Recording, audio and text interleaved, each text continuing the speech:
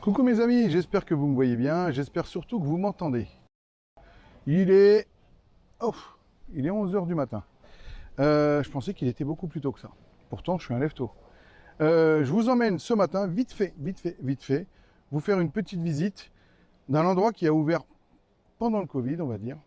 Ça s'appelle The Cocoon. The Cocoon, c'est quoi? C'est un restaurant, bar, qui est sur les hauteurs de Shawang et qui offre une vue imprenable, oui, c'est ce que l'on dit, une vue imprenable sur le côté, sur la presqu'île qui se trouve pas très loin de Shawang, sur la plage de Shawang tout simplement, et de l'autre côté, sur l'aéroport. Alors regardez bien justement, il se trouve derrière moi, et je crois que vous voyez un avion qui s'apprête à décoller. Alors vous pouvez voir la piste d'atterrissage. Alors ici, la piste d'atterrissage, il n'y en a qu'une seule. Elle fait atterrissage et décollage. Donc les avions, quand ils arrivent en bout de piste, ils font un créneau, ils tirent le frein à main, tête à queue. Non, je déconne. Et puis voilà, donc ils font demi-tour, tout simplement. Et là, vous voyez, alors je vais essayer de montrer ma tête pour que vous puissiez voir un petit peu. Alors je ne sais pas sur l'écran si on arrivera à voir. Mais voilà, vous avez toutes les hauteurs. Pardon. Vous avez toutes les hauteurs de Koh Samui, tout simplement. La piste d'atterrissage devant vous.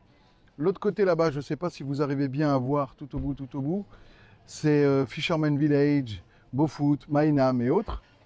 Les hauteurs de Koh Samui.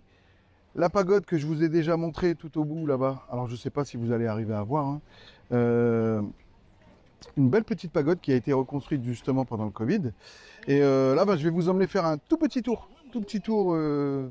à l'intérieur pour que vous puissiez voir. Ça va durer 30 secondes à peine parce qu'il y a du monde et puis j'aime pas moi déranger. Quand vous passez, les gens qui sont en train de manger vous regardent en chien de faïence. Mais pourquoi ils me regardent? Je m'en fiche de toi, ma chérie. D'accord?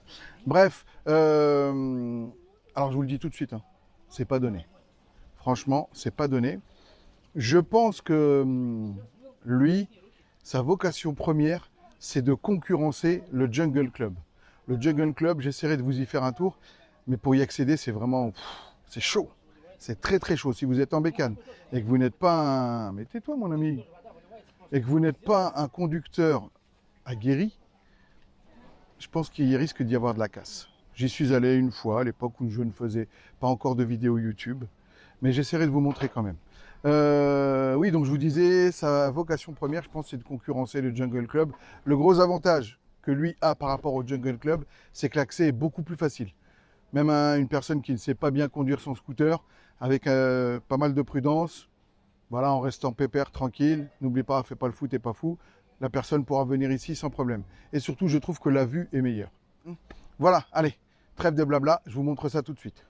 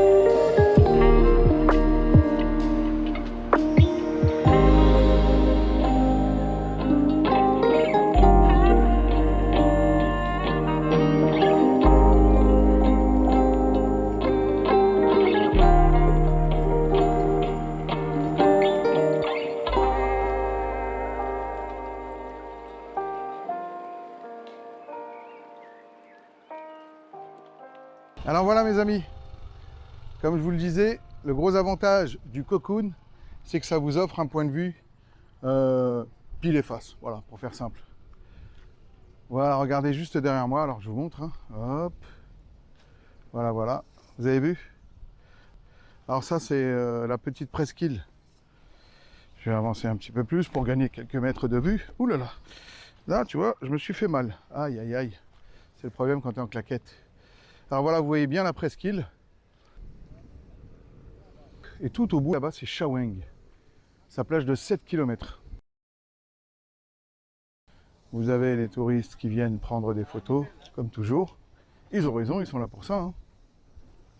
Ensuite, vous pouvez vous mettre en mode selfie, hein. Dum, da, da, dum.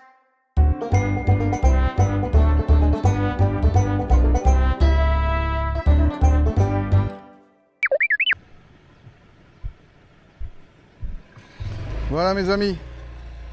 Voilà. On va descendre tranquillement. Et je vous filme la descente pour que vous puissiez vous donner une petite idée de, des risques à prendre. Alors bien entendu, cette route, je vous la déconseille par temps de pluie, c'est évident. Mais surtout,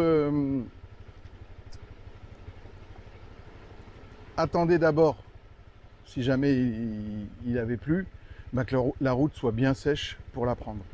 Comme toutes les routes à Koh Samui, comme toutes les routes en Thaïlande. Voilà. En fait, comme toutes les routes du monde, hein. Quand il pleut, comme je dis souvent, fais pas le fou, t'es pas fou, n'oubliez pas, vous êtes en vacances. Ça ne sert strictement à rien de speeder. Allez, on commence à descendre. C'est parti. C'est un petit peu comme le Oura, je sais plus quoi, au parc Astérix. Allez, on y va.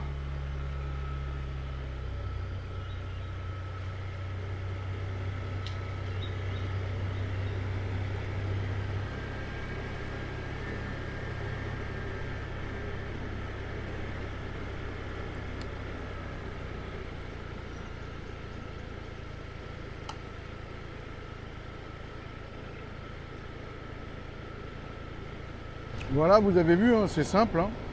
On est déjà arrivé. Voilà, bon, j'espère que ce petit endroit vous a plu. Si cette vidéo vous a plu, comme toujours, n'oubliez pas de vous abonner, liker, partager, blablabla, blablabla et blablabla. Je compte sur vous. Prenez soin de vous et vos proches. À bientôt.